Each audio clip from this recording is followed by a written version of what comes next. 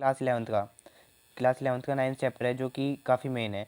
आपका first part तो complete हो चुका है, एंड ये सेकंड पार्ट का जो फर्स्ट चैप्टर है, सेकंड पार्ट का first chapter mechanics of solid and fluid, मतलब आप सॉलिड और फ्लूइड के बारे में पढ़ने वाले हैं। तो देखिए, सबसे पहला टॉपिक आपके सामने क्या आता है, डिफॉर्मिंग फोर्स।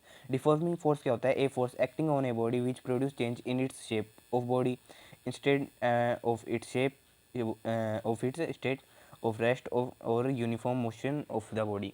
मतलब जो डिफॉर्मिंग फोर्स क्या होता है कि कोई भी जो फोर्स होता है जो बॉडी के ऊपर लग रहा है, जिससे कि जो क्या प्रोड्यूस करता है, चेंज उसके शेप में, चेंज क्या करता है उसकी शेप में of body instead it's state of rest of uniform motion of the body, और उस बॉडी का क्या स्टेट चेंज कर देता है। ठीक है, ये क्या होता है आपका डिफॉर्मिंग फोर्स।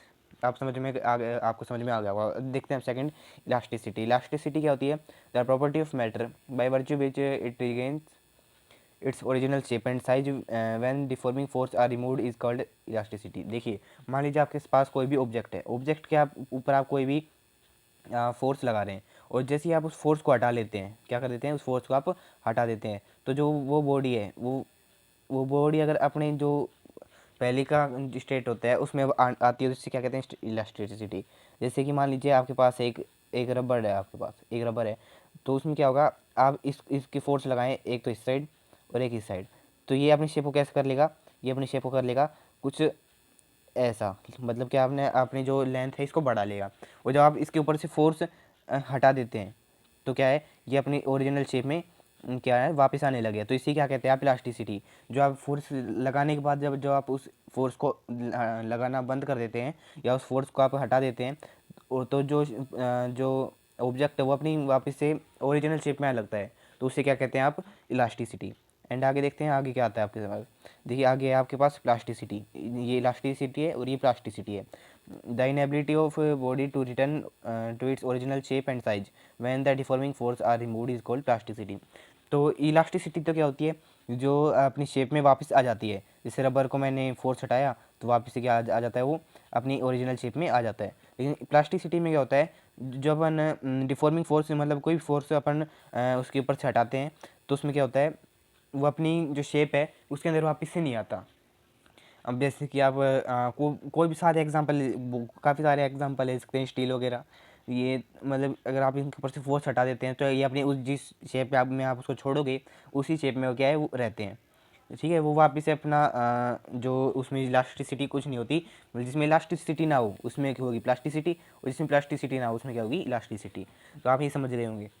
और आगे चलते हैं, आगे देखते हैं, आगे आता है आपके सामने हुक्स लॉ। हुक्स लॉ को आप देखते हैं अपन आगे काफ़ी इजी वे में। हुक्स लॉ क्या कहता है, when a wire is loaded with elastic limit. मान लीजिए आपके एक वायर है, उस वो उसको आप क्या है, लोड कर रखे हैं, उसके ऊपर आप कोई लोड लगा रखे हैं।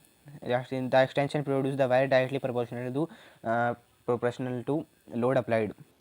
तो मतलब देखिए, अब ये मान लीजिए आपके पास कोई भी वायर है, ये वायर है आपके पास सामने, और इसके नीचे आप क्या लगा देते हैं, कोई भी फोर्स लगा देते हैं, इसकी मतलब या इसके नीचे आप कोई भी ऑब्जेक्ट स्क्रीन लटका देते हैं, तो आपका क्या होगा उसके सामने, तो जो जो इसकी फोर्स आपका इस पे लगेगा, किस पे, इस वायर पे, वही होगा आपका क्या, वो हुक्स लॉ वही होता है। ठीक है, मतलब कि आप जो कोई वायर है, वायर वायर के ऊपर कोई भी ऑब्जेक्ट लगा देते हैं, कोई भी ऑब्जेक्ट मान लीजिए एफ है, तो फिर जो फोर्स लगेगा किस पे, वायर पे, एक तो एक फोर्स लगेगा आपका यहाँ से, और एक फोर्स लगाएगा ये ऑब्जेक्ट, तो ये जो फोर्स लगाएगा, ये फोर्स होगा जो वायर पे लगेगा, वो उसे क्या कहते हैं आप, हुक्स लॉ। या with elastic limit stress stress and strain. तो मतलब क्या है, स्ट्रेस और stress upon strain is equal to constant. Stress और स्ट्रेन मैं आपको बताता हूँ कि स्ट्रेस और स्ट्रेन क्या होता है। देखिए, आपको ये तो समझ में आ गया हुक्स लॉ क्या होता है। जैसे मैंने कोई वायर पे एक लोड अप्लाई किया, और जो फिर वायर की डायरेक्टली प्रोपोर्शनल क्या था, वायर की डायरेक्टली प्रोपोर्शनल क्या है, ये लोड अप्लाइड है। तो यही होता है आपका हुक्स लॉ। और अब देखते हैं स्ट्रेस और स्ट्रेन क्या होता है। काफ़ी इजी वे में समझेंगे, आपको कोई भी टेंशन लेने की जरूरत नहीं है। आपका जो थ्योरेटिकल पार्ट है वो पूरा मैं आपको यहाँ क्लियर करवा दूंगा कि हाँ, ये इस चैप्टर में आपको आखिरकार है क्या, इसमें आपको पढ़ना क्या है, स्ट्रेस क्या होता है, डिफॉर्मिंग फोर्स क्या होता है, ये सब मैं आपको पूरा क्लियर करवा दूंगा। तो देखिए, अब स्ट्रेस देखती है। Restoring force set up per unit area when deforming force act on the body. तो रिस्टोरिंग फोर्स होता है, रिस्टोरिंग फोर्स क्या होता है वो भी आपको अभी समझ में आ जाएगा। मतलब मैं आपको बताता हूँ रिस्टोरिंग फोर्स क्या होता है।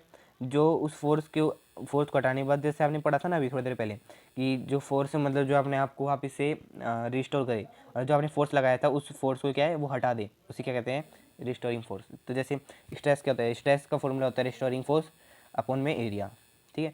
तो ऐसा यूनिट ऑफ स्ट्रेस, स्ट्रेस की ऐसा यूनिट क्या होती है, एन अपॉन एम स्क्वायर, और पास्कल मतलब पी ए। तो क्या होती है, मतलब ये आप ऐसा यूनिट होती है स्ट्रेस की, ऐसा यूनिट क्या होती है, pascal, N upon M square. Dimensional formula होता है, देखिए अब आपको दिख रहा होगा। डायमेंशनल फार्मूला क्या होता है, एम ए एल बी और टी सी, ये इसका डायमेंशनल फार्मूला है, जो कि आप आपके सामने जो वैल्यू गिवन होगी उससे आप आराम से डायमेंशनल फार्मूला बना सकते हैं। तो आगे देखते हैं। अब आता है types of stress. Type of stress क्या होता है, अब ये देखते हैं अपन। तो चलिए अब देखते हैं अपन टाइप्स ऑफ स्ट्रेस। स्ट्रेस के टाइप्स क्या होते हैं। तो स्ट्रेस के टू टाइप्स होते हैं, एक तो नॉर्मल स्ट्रेस और एक होता है टंगेशनल टेंगेशनल स्ट्रेस। मतलब ये ब्रैकेट में आपको मतलब इसका अर्थ है, इसकी मीनिंग है when deforming force act tangential to the surface of body. मतलब उसकी टेंजेंशनल होता है, मतलब जो फोर्स है सरफेस ऑफ बॉडी है, उसका जो टेंजेंशनल फोर्स रहता है उसे क्या कहते हैं आप, टेंजेंशनल स्ट्रेस। और नॉर्मल स्ट्रेस में क्या इसके टू टाइप्स होते हैं, एक तो टेंसाइल स्ट्रेस और एक कंप्रेशन स्ट्रेस। तो ये इसका मीनिंग देखते हैं अपन। When there is an increase in dimension of the body along the direction of force. मतलब जो डायमेंशनल होता है बॉडी का, वो इंक्रीज हो जाता है किसके, अलोंग वो डायरेक्शन ऑफ फोर्स के, मतलब फोर्स दूसरी साइड, एंड जो डायमेंशनल होता है वो इंक्रीज रह जाता हो जाता है, उसे क्या कहते हैं आप, टेंसाइल स्ट्रेस। और दूसरा क्या होता है, compression stress, when there is decrease in dimension. इसमें टेंसाइल स्ट्रेस में क्या होता है, इसमें तो डायमेंशन क्या हो जाती है, इंक्रीज, और कंप्रेशन स्ट्रेस में क्या हो जाती है, डिक्रीज। ये आपको याद रखना है, ये आपसे 1 नंबर में या 2 नंबर में आपसे पूछ सकता है। तो अब चलते हैं स्ट्रेन की तरफ। स्ट्रेन में क्या होता है, strain the ratio of change in dimension to the original dimension is called strain. तो मतलब देखिए जो रेशियो होता है वो चेंज का, किसमें, डायमेंशन में और ओरिजिनल डायमेंशन में। तो ये मतलब जो आप चेंज इन डायमेंशन, मतलब मान लीजिए आप कोई भी चेंज कर सकते हैं, तो जो भी चेंज होगा किसमें, डायमेंशंस में, तो वो उसका रेशियो, एंड किया जो पहले ओरिजिनल डायमेंशन था उसका रेशियो क्या होता है आपका, वो क्या होता है आपका, स्ट्रेन होता है। ठीक है, तो आपको ये समझ में आ गया होगा स्ट्रेन क्या होता है, किसका रेशियो, दो चीज़ों का रेशियो, एक तो चेंज इन डायमेंशन और एक ओरिजिनल डायमेंशन का रेशियो, ये आपका क्या होता है, स्ट्रेन होता है। अब स्ट्रेन के भी आपके कुछ टाइप्स हैं, तो वो देख लेते हैं। अब अपनों ने स्ट्रेस की यूनिट देखी थी, आपने क्या थी, पास्कल थी। तो लेकिन इसकी कोई भी यूनिट नहीं होती। टाइप्स ऑफ स्ट्रेन देखते हैं, एक तो लॉन्गिट्यूडनल स्ट्रेन और वॉल्यूमेट्रिक स्ट्रेन, और एक होता है शेयरिंग स्ट्रेन। इसका फॉर्मूला होता है चेंज इन लेंथ अपॉन में ओरिजिनल लेंथ। इसका वॉल्यूमेट्रिक स्ट्रेन का फॉर्मूला होता है चेंज इन वॉल्यूम अपॉन में ओरिजिनल वॉल्यूम। अब शेयरिंग स्ट्रेन का देख लेते हैं अपन। अब शेयरिंग वॉल्यूम का क्या होता है आपका, डेल्टा एल अपॉन एल, और वेयर डेल्टा एल क्या होता है आपका, डिस्प्लेसमेंट ऑफ द फेस, और on which force is applied, and L is the height of the face. उसका अब आप डेल्टा एल तो होता है आपका डिस्प्लेसमेंट ऑफ द फेस, जो फेस है मतलब कोई भी ऑब्जेक्ट है उसका डिस्प्लेसमेंट, और जो एल क्या होता है, जो अप्लाइड एंड जो उसके ऊपर फोर्स अप्लाई हुआ है, L, and L is height of the face. जो एल क्या होता है उसकी हाइट होती है। ठीक है, तो अब आता है अपन हुक्स लॉ। ठीक है, अब हुक्स लॉ को देखते हैं अपन। हुक्स लॉ में आपको क्या कहा गया है, Hooke's law with elastic limit stress and strain, stress upon strain is equal to constant, मतलब modulus of elasticity. Modulus of elasticity are three types कि इलास्टिसिटी का जो मॉड्यूलस होता है वो 3 टाइप्स का होता है। ठीक है, तो कौन कौन सा, यंग मॉड्यूलस, बल्क मॉड्यूलस और मॉड्यूलस ऑफ रिगिडिटी मॉड्यूलस। इसका सिंबल ये है, बल्क मॉड्यूलस का के और यंग मॉड्यूलस का वाई। ठीक है, अब देखते हैं अपन यंग मॉड्यूलस का फॉर्मूला क्या होता है, नॉर्मल स्ट्रेस अपॉन में लॉन्गिट्यूडनल स्ट्रेन, और बल्क मॉड्यूलस का नॉर्मल स्ट्रेस अपॉन में वॉल्यूमेट्रिक स्ट्रेन। और मॉड्यूलस ऑफ रिगिडिटी मॉड्यूलस, इसका क्या फॉर्मूला होता है, टेंजेंटल स्ट्रेस और अपॉन में शेयरिंग स्ट्रेन। ये आपके तीनों फॉर्मूले, आप इसका स्क्रीनशॉट ले सकते हैं, तो इसको आप समझ लें आराम से। अब देखते हैं अपन कंप्रेसिबिलिटी। कंप्रेसिबिलिटी में क्या होता है, कंप्रेसिबिलिटी, 1 सेकेंड, हाँ देखिए, compressibility, the reciprocal of bulk modulus of material is called compressibility. जो बल्क मॉड्यूलस का रेसिप्रोकल होता है, रेसिप्रोकल आप समझ गए होंगे उल्टा, वो क्या होता है आपका कंप्रेसिबिलिटी। ठीक है, जैसे compressibility is equal to 1/k, stress strain diagram. आगे देखते हैं अपन। अब आता है आपके मतलब कुछ डेफिनेशन है ये importance. Proportionality limit, proportionality limit क्या होता है, मतलब कहीं भी आपको पी दिख जाए तो आपको क्या समझना है, प्रोपोर्शनलिटी लिमिट। और प्रोपोर्शनलिटी लिमिट क्या होता है, आइए समझते हैं। The stress at the limit of proportionality point P is known as proportionality limit. तो देखिए, जो स्ट्रेस होती है उसकी जो कोई लिमिट होती है एट द लिमिट, स्ट्रेस की लिमिट पे, मतलब कोई भी लिमिट पे स्ट्रेस हो जाती है जो, तो क्या होती है वो उसकी प्रोपोर्शनलिटी लिमिट होती है, उसको आप किसे डिनोट करते हैं, पी से। ठीक है, पी से आप उसको डिनोट करते हैं। अब आता है इलास्टिक लिमिट। इलास्टिक लिमिट क्या होता है, the maximum stress which can be applied to a wire so that on unloading it returns to its original length is called the elastic limit. Elastic limit क्या होता है, देखिए मान लीजिए आप द मैक्सिमम स्ट्रेस, कोई किसी मैक्सिमम स्ट्रेस पे which can applied to a wire, मान लीजिए आपने कोई वायर के ऊपर फोर्स अप्लाई किया, आपने कोई वायर के ऊपर फोर्स अप्लाई किया, तो उसकी पहले वायर था मान लीजिए इतनी लेंथ का, आपने उसके ऊपर फोर्स अप्लाई किया, उसके आपने उसके ऊपर आपके फोर्स अप्लाई किया, तो धीरे धीरे क्या है, उसकी जो वायर की लेंथ है वो क्या हो गई, इंक्रीज़ हो गई। वायर की लेंथ क्या हो गई, इंक्रीज़ हो गई। और जैसे आपने उसको अनलोड किया, मतलब आपने उसके ऊपर से वो फोर्स हटाया, तो वापस क्या है, वो अपनी ओरिजिनल शेप में आ जाएगा। ये मतलब ये वायर जैसे पहले था वैसे छोटा हो जाएगा, तो वो क्या होता है, उसकी इलास्टिक लिमिट उसके बाद। ठीक है, तो अब आता है यील्ड पॉइंट। यील्ड पॉइंट पे क्या होता है, इसको आप डिनोट करते हैं वाई से the stress beyond which the length of wire increase virtually for no increase in the stress. मैं हमारी इस ये क्या होता है, इन द स्ट्रेस, स्ट्रेस पे बियॉन्ड विच द लेंथ। ठीक है, आपने मतलब उसके बियॉन्ड आप कोई लेंथ लगा रहे हैं, जैसे on the of the wire increase virtually, जैसे आप वायर होता है वो वर्चुअली इंक्रीज होता है फॉर नो इंक्रीज स्ट्रेस, बल्कि आपने मतलब कोई स्ट्रेस भी नहीं लगाया और फिर भी क्या हो रहा है, वो अब उसमें क्या हो रहा है, स्ट्रेस हो रहा है। ठीक है, तो ये होता है आपका यील्ड पॉइंट। इसको आप क्या किससे डिनोट करते हैं, आप इसको वाई से डिनोट करते हैं। तो ये आसान है काफ़ी, आप इन सबको याद रखें। ठीक है, अब आगे देखते हैं। आगे आता है प्लास्टिक रीजन। प्लास्टिक रीजन क्या होता है, the region of stress strain graph between the elastic limit and the breaking point is called plastic region. ये प्लास्टिक रीजन में जब कोई भी स्ट्रेस या स्ट्रेन का ग्राफ आ जाता है उसके बीच में, तो उसकी जो इलास्टिक लिमिट है एंड ब्रेकिंग पॉइंट है उसको ही क्या कहते हैं, प्लास्टिक रीजन कहते हैं। मतलब इलास्टिक लिमिट को और ब्रेकिंग पॉइंट को जब ग्राफ के बिटवीन किया जाता है, स्ट्रेस और स्ट्रेन के बिटवीन जो ग्राफ रहता है उसके अंदर जो इलास्टिक लिमिट रहती है और ब्रेकिंग पॉइंट रहता है उसे क्या कहते हैं, plastic point, sorry plastic region कहते हैं। अब आगे देखते हैं। अब आता है fracture point and breaking point. Fracture point और या ब्रेकिंग पॉइंट, आप इसको कई जगह तो फ्रैक्चर पॉइंट के नाम से यहाँ पे कहीं लिखा रहता है और कहीं पे ब्रेकिंग पॉइंट के नाम से लिखा रहता है। तो अब मैंने आपको समझाने के लिए दोनों नाम लिख दिए, जो आप कन्फ्यूज़न ना हो आपको। The value of stress corresponding to which the wire breaks is called breaking point. मान लीजिए आप के पास ये वायर था, आपने इसके ऊपर अपलोड अप्लाई किया, ओवरलोड अप्लाई किया, और एक लोड उस पर ऐसा आया जिस पे क्या है, वो वायर बीच में से क्या होगा, वो क्या हो गया, ब्रेक हो गया। वो वायर क्या हो गया, बीच में से ब्रेक हो गया, तो उसे क्या कहते हैं आप, यही कहते हैं ब्रेकिंग पॉइंट। तो ठीक है, अब आगे देखते हैं। Work done in stretching a wire per unit volume and volume per energy stored per unit volume of स्पेसमेन।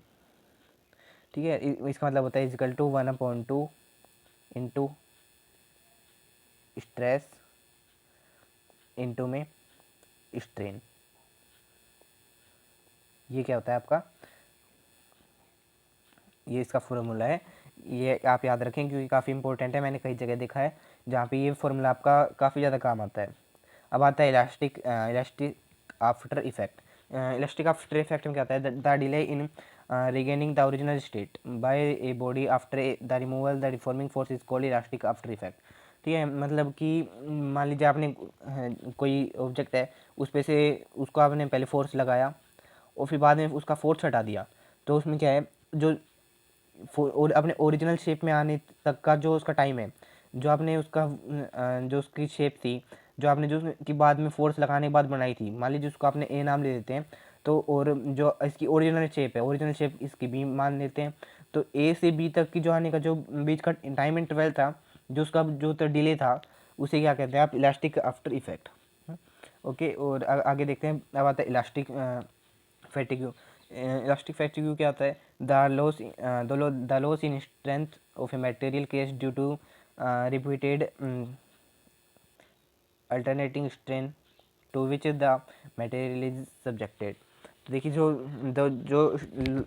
Loss के अंदर जो स्ट्रेंथ के अंदर लॉस होता है of material case due to repeated alternating strength, मतलब जो रिपीटेड अल्टरनेटिंग स्ट्रेंथ्स रहते हैं, उनकी वजह से जो भी उसके अंदर लॉस होता है किसका, स्ट्रेंथ का। मान लीजिए आप किसी भी ऑब्जेक्ट के ऊपर कोई भी फोर्स लगा रहे हैं, तो उसके अंदर मान लीजिए जो भी लॉस होगा, जो भी एनर्जी का लॉस होगा, या उसका ऑब्जेक्ट के अंदर का कोई भी लॉस होगा, उसे इलास्टिक फैटिग्यू कहते हैं आप। ठीक है, आगे देखते हैं। बात है पोजीशन रेशियो। पोजीशन रेशियो क्या होता है? The ratio of lateral strain to longitudinal strain is called position ratio. मतलब जो लेटरल स्ट्रेन रहता है वो लॉन्गिट्यूडिनल स्ट्रेन रहता है, इसी के रेशियो को क्या कहते हैं? इसी के रेशियो को आप कहते हैं पोजीशन रेशियो। आगे देखते हैं। ये आपके लिए कुछ इंपॉर्टेंट रिलेशंस हैं, इसको आप जरूर पढ़ लें, आप इसका स्क्रीनशॉट ले सकते हैं। इसको आप ये आपकी कुछ इंपॉर्टेंट डेफिनेशंस थी।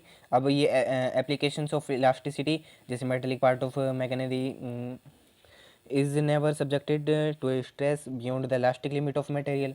ये आपकी कुछ एप्लीकेशंस हैं इलास्टिसिटी की। इलास्टिसिटी मैंने आपको पढ़ा दी है। Metallic rope used in cranes to lift heavy weight are decided on elastic limit of material। जो मेटेलिक रोप रहती है किसके, क्रेन पे। आपने जो भी कोई भी क्रेन देखी होगी, उसके ऊपर जो भी कोई भी वेट लटका जाता है, कोई वेट उठाया जाता है उससे, तो उसमें क्या होता है, जो ये रोप रहती है, ये भी किसके ऊपर डिसाइड की जाती है, इलास्टिक लिमिट के ऊपर की जाती है मटेरियल की। In designed beam to support load in construction of roof and bridges. जो ब्रिज बनाते हैं, मान लीजिए कोई ब्रिज है, उसके ऊपर अपन जो भी क्या जो वो लगाते हैं अपन, उनको सपोर्ट देते हैं, उन्हें क्या वो भी इसके इलास्टिसिटी के ऊपर ही बनाए जाते हैं। और performance of hollow shaft and solid shaft. जो शाफ्ट होते हैं उसमें जो एक दो होते हैं होलो शाफ्ट, और एक होते हैं सॉलिड शाफ्ट। ठीक है, वो भी इलास्टिसिटी की मदद से बनाए जाते हैं। Calculating the maximum height of A mountain. Upon calculate करना होता है अपन को माउंटेन की हाइट, तो उसके लिए जो जिस चीज़ का यूज़ किया जाता है, उसमें भी क्या होती है, इलास्टिसिटी की मदद से ही वो माउंटेन्स की हाइट है वो पता कर पाते हैं। वरना अगर इलास्टिसिटी ना हो तो अपन माउंटेन की हाइट में भी अपने को क्या है, दिक्कतें आएंगी हाइट को नापने में। क्योंकि ये माउंटेन का एग्जांपल इसमें इसलिए दिया है क्योंकि माउंटेन की जो हाइट है वो ज़्यादा बड़ी रहती है, उसको नापने के लिए, मतलब उसकी हाइट मेज़र करने के लिए अपनों को ज़रूरत पड़ती है। अब आता है मैकेनिक्स ऑफ फ्लूइड। ठीक है, अब वो सब आपका पूरा कंप्लीट हो गया। अब आता है mechanics of fluid. Pressure. Pressure देखते हैं। The force threatening acting per unit area is cold pressure. इसकी ऐसा यूनिट क्या होती है प्रेशर की? N/m², मतलब कि पास्कल। N/m², मतलब कि पी ए क्या है, पास्कल को कहते हैं पी ए। इसकी ऐसा यूनिट होती है। प्रेशर आप समझ गए होंगे, आप नॉर्मल लाइफ में भी आप प्रेशर का मतलब जानते हैं। प्रेशर जैसे द फोर्स, जो भी आप किसी के ऊपर फोर्स लगाते हैं उसके यूनिट एरिया में, उसे क्या कहते हैं, प्रेशर। अब आते हैं डायमेंशनल फार्मूला। डायमेंशनल फार्मूला क्या होते हैं? जैसे कि जो आपका प्रेशर का डायमेंशनल फार्मूला है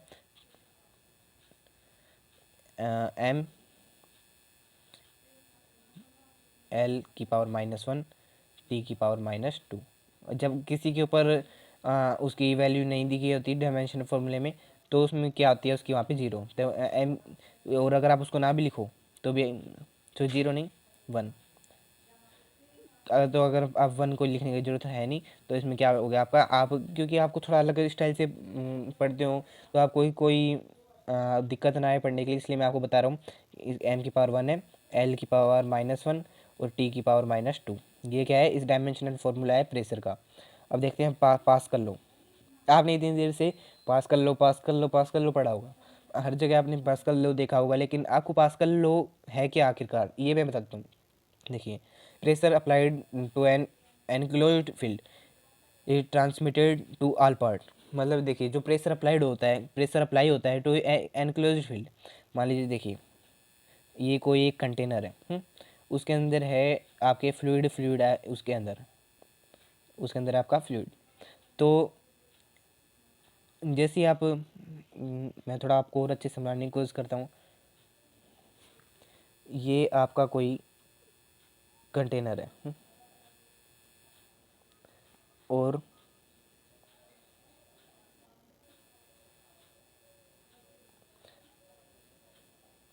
इसके अंदर है क्या, इसके अंदर अब भरा हुआ है कोई फ्लूइड, और मैं मान लीजिए चारों तरफ से मैं इसके ऊपर क्या लगा रहा हूँ, फोर्स लगा रहा हूँ। इधर से मैंने एक फोर्स लगा दिया, इधर से लगा दिया, इधर से लगा दिया, और इधर से लगा दिया। मैंने कोई फोर्स यहाँ से इस पर लगा दिया, तो इसमें क्या होगा, अब जैसे जैसे मैं इसमें लगा रहा हूँ, तो जो ये अंदर का जो वाटर है, जो अंदर का वाटर है वो क्या है, मतलब इस पूरे में फैलना शुरू कर देगा। मतलब इसमें पूरे में क्या होगा, फैलना शुरू कर देगा इस पूरे कंटेनर में। देखिए, मान लीजिए एक बलून है, आपने वाटर बलून है, तो उसके अंदर वाटर बलून के अंदर आपने क्या भर दिया,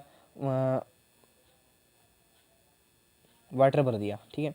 ये मान लीजिए इतना वाटर है, और जैसे अब मान लीजिए मैं इसको छोटा करूँगा छोटा करूँगा छोटा करूँगा, तो उसमें क्या है, वो पूरे में फिल हो जाएगा। मान लीजिए अगर आपने उसके अंदर हाफ पानी भरा था, और अगर आप उसके ऊपर प्रेशर लगाएंगे तो क्या हो जाएगा, फुल हो जाएगा, वो पूरे में फैल जाएगा। यही उसको बता रहे, जैसे उस जो कंटेनर की वॉल है उसके ऊपर पूरा फ्लूइड आ जाएगा। आगे आप होगा आपको समझ में, ये होता है पास कर लो, ठीक है। अब आता है एप्लीकेशन ऑफ पास कर लो। पास कर लो की एप्लीकेशन क्या होती है, ये अपन देख लेते हैं। देखिए, हाइड्रोलिक लिफ्ट एंड प्रेशर। देखिए, हाइड्रोलिक लिफ्ट और हाइड्रोलिक ब्रेक्स, इनका मैं आपको एक पूरी प्रोसेस समझाता हूँ, एक सेकंड में। देखिए, आप यहाँ पे थोड़ी खाली जगह है। देखिए, देखिए मान लीजिए, अब आप क्या होता है, अब मैं थोड़ा सा आपको डायग्राम से समझाने की कोशिश करता हूँ। ये आपका एक पूरा जो हाइड्रोलिक लिफ्ट रहती है, उसका ये पूरा मैकेनिज्म समझाने वाला हूँ मैं, ठीक है। तो अब देखिए, आप एक सेकंड,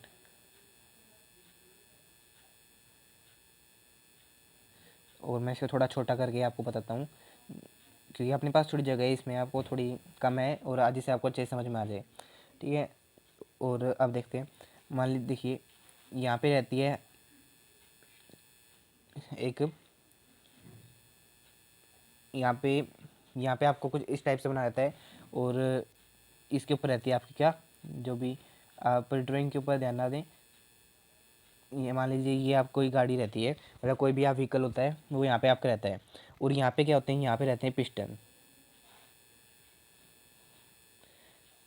ये पिस्टन से क्या होता है, यहाँ पे फोर्स लगाया जाता है। क्या है, फोर्स लगाया जाता है। मान लीजिए आपने यहाँ पे लगाया 100 न्यूटन का फोर्स, 100 न्यूटन का फोर्स आपने लगाया, और यहाँ पे रहता है पूरे नीचे ऑयल भरा रहता है। क्या रहता है, ऑयल।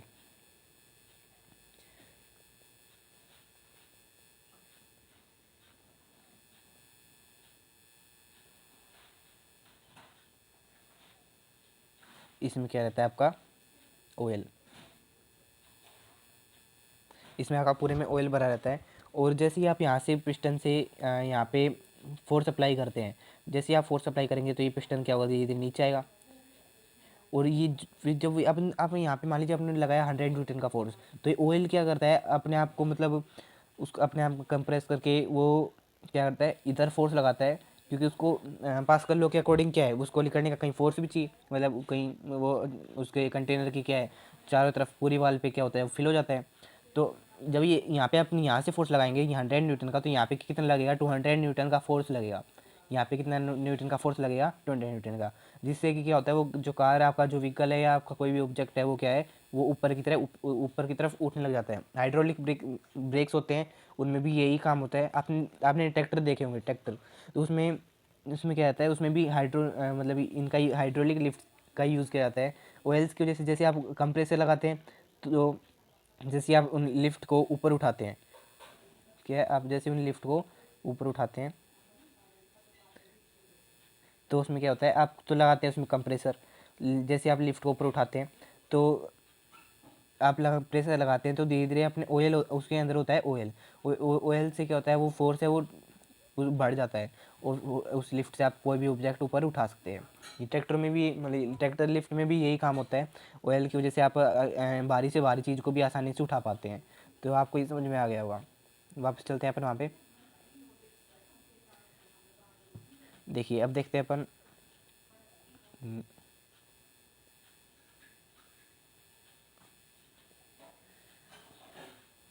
देखिए अब आता है pressure extracted by liquid column. 1 second. Liquid column के अकॉर्डिंग एक्सट्रैक्टेड, ठीक है।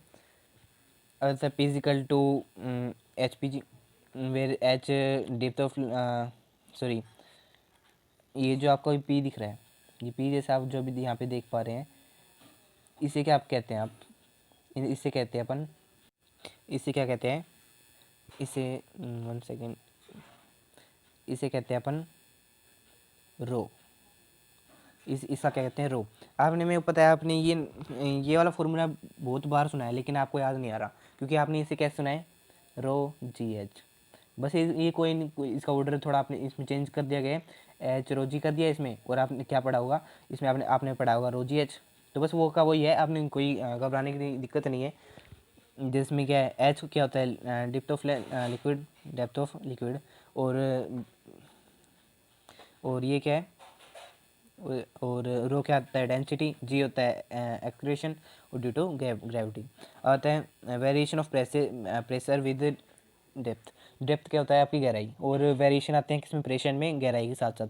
तो P is equal to PA plus H rho GH, या आपको समझाने के लिए मैं रो GH कह देता हूँ इसको। Where P is equal to PA क्या होता है, एटमॉस्फेरिक प्रेशर। एटमॉस्फेरिक प्रेशर क्या होता है, the pressure exerted by atmosphere, जो वो वाला प्रेशर जो किसके द्वारा लगाया जाता है, एटमॉस्फेयर के द्वारा, उसे क्या कहते हैं आप, एटमॉस्फेरिक प्रेशर। एटमॉस्फेरिक प्रेशर में क्या होता है, जैसे कि जो भी प्रेशर होता है जो एटमॉस्फेयर में लगाए जाते हैं, जैसे ग्रेविटेशनल फोर्स हो गया, उस वो भी क्या है कि एटमॉस्फेरिक प्रेशर, आप उससे समझ सकते हैं। जो एटमॉस्फेयर में लगाए जाते हैं प्रेशर, वो क्या आते हैं, atmospheric pressure at sea level. Atmospheric pressure मतलब हर जगह के जो एटमॉस्फेरिक प्रेशर रहता है वो अलग अलग रहता है। जैसे कोई सी लेवल पे क्या रहता है, 0.76 m of Hg column, hydrogen column. तो ये क्या होता है, 0.76 एट सी लेवल पे। Mathematically 1 atm is equal to 1.013 into 10⁵ newton metre inverse, newton metre की पावर -2, ठीक है। अब अपन देखते हैं आर्किमिडीज प्रिंसिपल। आर्किमिडीज प्रिंसिपल क्या होता है,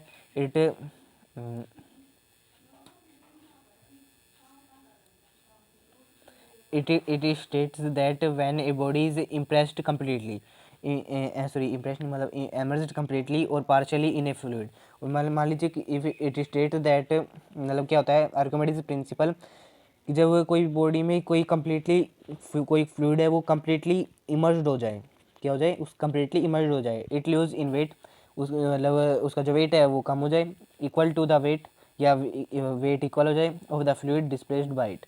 आर्किमिडीज प्रिंसिपल में क्या होता है कि कोई बॉडी है, उसके अंदर जो फ्लूइड है वो पार्शियली मतलब हो जाए, मतलब पूरे में फैल जाए, वो क्या होता है, आर्किमिडीज प्रिंसिपल होता है। बिना किसी मतलब सॉरी, उसके अंदर या तो वेट का क्या हो, लॉस हो या उसके इक्वल हो, या वो वेट को या डिस्प्लेस कर दें।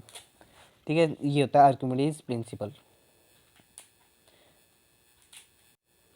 अब देखते हैं अपन, आता है आपका विस्कोसिटी। विस्कोसिटी क्या होता है, विस्कोसिटी देखते हैं अपन।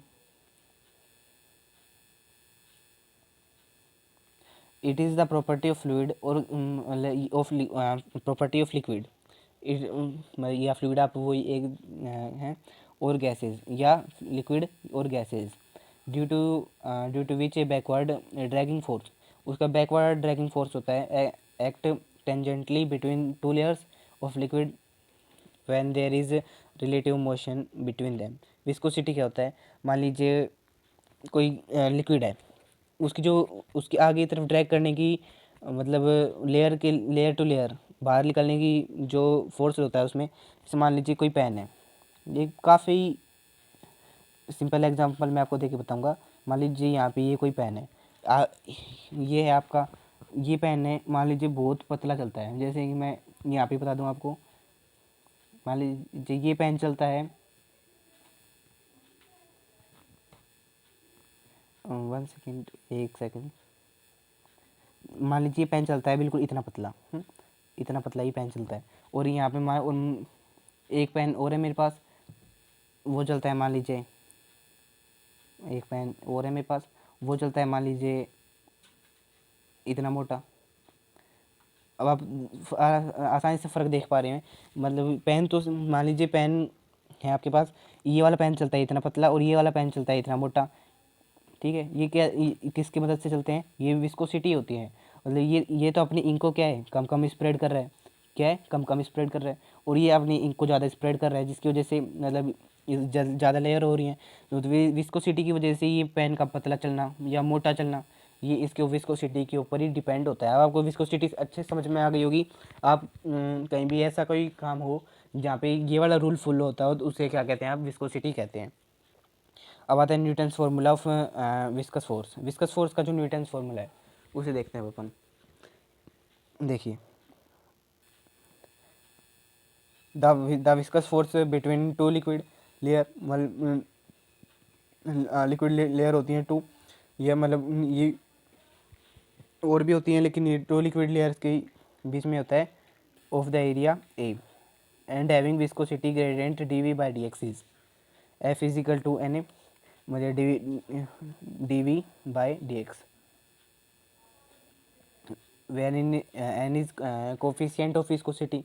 ये क्या आता है, कोफिशियंट ऑफ विस्कोसिटी। इसका दूसरा नाम था, मेरे को याद नहीं आ रहा, इसे आप कुछ कहते हैं, मैं आपको कमेंट में पिन कर दूंगा कि इसे आप क्या कहते हैं, आपको पता चल जाएगा। अब आता है coefficient of viscosity. It is defined as the tangential viscous force which maintain a unit velocity gradient between two parallel layers each of unit area। देखिए, अब इसमें क्या होता है, कोफिशिएंट ऑफ विस्कोसिटी, ये क्या डिफाइन करता है, tangential viscous force. Tangential viscous force को ये डिफाइन करता है विच मेंटेन यूनिट वेलोसिटी, जो क्या करता है, एक यूनिट वेलोसिटी को मेंटेन करता है, gradient between two parallel layers each of unit area, her unit area में। ऐसा unit of coefficient of viscosity क्या होती है, पोजेल और पास्कल सेकंड। पास्कल सेकंड भी मैं आपको आगे वाले नेक्स्ट वीडियो में बताऊंगा। तो आज की इस वीडियो में बस इतना ही, मिलते हैं नेक्स्ट वीडियो में। आज की इस वीडियो में अपनों ने इतना टॉपिक क्लियर कर लिया है। अगर आप, आई होप आपको ये सारे टॉपिक समझ में आए होंगे, सारी जो छोटी छोटी डेफिनेशन थी वो मैंने कंप्लीट करवा दी हैं। तो चलिए मिलते हैं नेक्स्ट वीडियो में, जब तक के लिए थैंक यू वेरी मच।